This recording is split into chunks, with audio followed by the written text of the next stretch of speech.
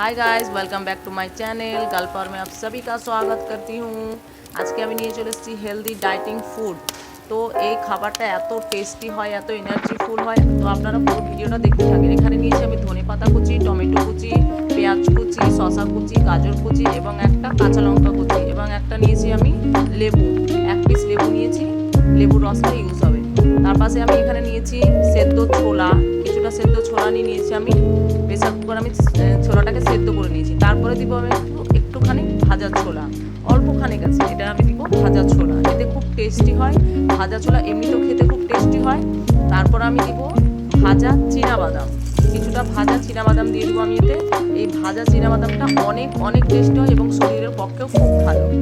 তারপরে এখানে এই সবগুলো, এই শসা পেঁয়াজ কুচিগুলো রাখা আছে, এগুলো সব আমি কিন্তু এখানে দিয়ে দেবো, দিয়ে মিক্স করতে হবে এটা। তারপরে দিব এখানে একটা লেবু চেপে দিয়ে দিলাম আমি, ভালো করে লেবু চেপে দিয়ে দিতে হবে। এক পিস লেবু এর জন্য যথেষ্ট, এক পিস লেবু যথেষ্ট।